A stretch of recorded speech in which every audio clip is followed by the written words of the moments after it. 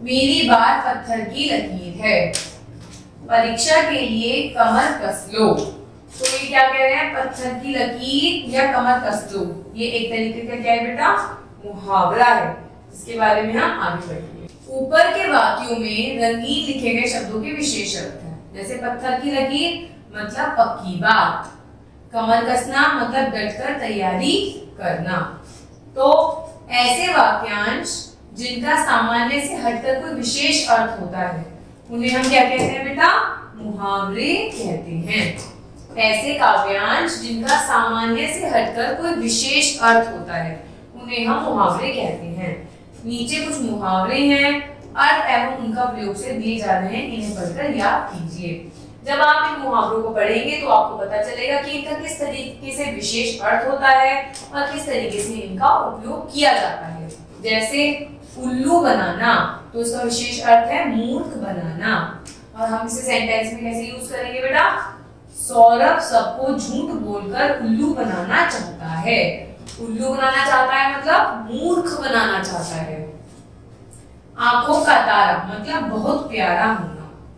सुमित इकलौता बेटा है, घर में वह सबकी आंखों का तारा है, मतलब घर में सबके लिए वो बहुत प्यारा है क्योंकि वो इकलौता पुत्र है। काला अक्षर भैंस बराबर मतलब अनपढ़, जिसे किसी चीज का ज्ञान नहीं होता।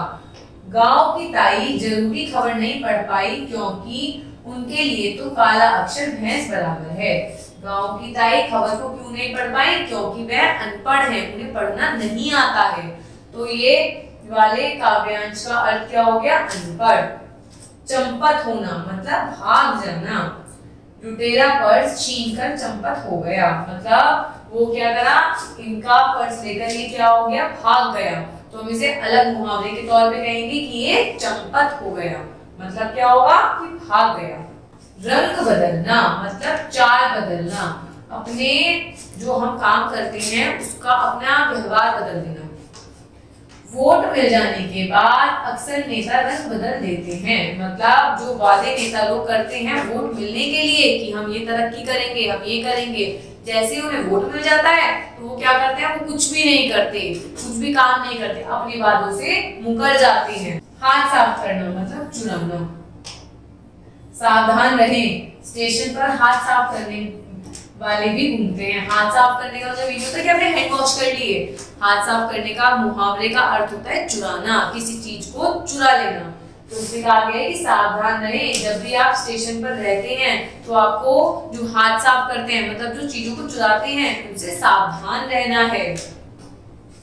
ठन ठन गोपाल मतलब धन ना होना। यदि आपके पास धन नहीं है तो आपको क्या कहेंगे कि आप तो ठन ठन गोपाल हैं, मतलब दीनू की बेटी की शादी इसलिए नहीं हुई क्योंकि लड़के वालों ने उसे ठन ठन गोपाल समझा, मतलब लड़के वालों ने सोचा कि इनके पास तो पैसे ही नहीं है इसलिए उसकी बेटी की शादी नहीं हो पाई।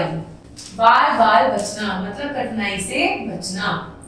चोर बाल करने ही वाला था कि मैं जाग पड़ा और आज तो मैं बाल बाल बच गया, मतलब एकदम बच गया, चोर मुझे पकड़ नहीं पाया। माथा ठनकना मतलब शक होना। कल तक तो वह सबको उधार मांगता था, आज ये नई कार खरीद लाया तो मेरा माथा ठनक गया। इसको देखकर मुझे शक हो गया कि इसने कैसे कार खरीदी, कल तक तो ये पैसे मांग रहा था, तो क्या हो गया, माथा ठनक गया, मतलब शक हो गया मुझे उसके ऊपर। कान कतरना मतलब चतुर होना। वह आजकल अच्छू अच्छू के कान कतरता है, मतलब क्या हो गया, वो चंट हो गया, चतुर हो गया है। ईद का चांद मतलब बहुत समय के बाद मिलना। जब आप अपनी फैमिली में भी बहुत दिनों बाद किसी से मिलते होंगे तो आप क्या कहते होंगे कि आप तो ईद का चांद हो गए। ईद का चांद होना ये मतलब नहीं कि चांद बन जाना, नहीं, मतलब होता है कि बहुत समय के बाद किसी से जब हम मिलते हैं तो हम उसे कह सकते हैं कि आप तो ईद का चांद हो गए, मतलब आप तो गायब हो गए, बहुत दिनों बाद दिखे हुआ। आओ सुमेश तुम तो ईद का चांद ही हो गए हो, मतलब तुम तो बहुत समय बाद दिखे हुए हो। ईद का चांद क्यों कहा जाता है, क्योंकि ईद का चांद बहुत समय बाद निकलता है। अपना उल्लू सीधा करना मतलब निकालना। उसे बस अपना उल्लू सीधा करना है इसलिए वह झूठी हमदर्दी दिखा रहा है। मतलब उसे अपना सिर्फ मतलब निकालना है। ये काव्यांश, इसका एक विशेष अर्थ है मतलब निकालना। खाने को दौड़ना मतलब गुस्से से बात करना। न जाने क्यों जरा सी बात पूछने पर ही वह खाने को दौड़ता है। खाने को दौड़ना मतलब ये नहीं होता कि वो सचमुच से खा लेगा, मतलब होता है कि गुस्सा करना किसी चीज के ऊपर। अपनी खिचड़ी अलग बनाना, सबसे अलग रहना। इसका मतलब ये नहीं है कि आप कुकर में अपनी खिचड़ी अलग बना रहे हैं। इसका मतलब है, इसका विशेष अर्थ है कि सबसे अलग रहना। सब यहाँ बैठे हैं और वह वहां अकेली बैठी शुरू से ही अपनी खिचड़ी अलग बना रही है।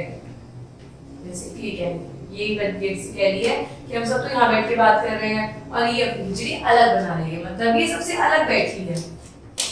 विष घोलना मतलब बुराई करना। एक दूसरे के प्रति मन में विष घोलने वाले किसी की हितैषी नहीं होते। मतलब जो एक दूसरे की बुराई करते हैं वो एक दूसरे के कभी भी नहीं हो सकते। बगले झांकना मतलब इधर उधर देखना। ऐसा नहीं कि आपने आराम झांकते हैं, मतलब इधर उधर देखना, इधर उधर देखते रहना। कम अंक आने से जब पिताजी ने डांटा तो रोहित बगले झांकने लगा। मतलब जब पिताजी इसको कम अंक आने पे डांट रहे थे तो ये इधर उधर देखने लगा, मतलब ये क्या करने लगा, बगले झांकने लगा। तो इस तरीके से काव्यांश के अपने एक विशेष अर्थ होते हैं जिन्हें हम मुहावरे कहते हैं और इनका हम अपने वाक्यों में इस्तेमाल करते हैं ताकि हमारा वाक्य घुमावदार और सुंदर बन सके। Thank you.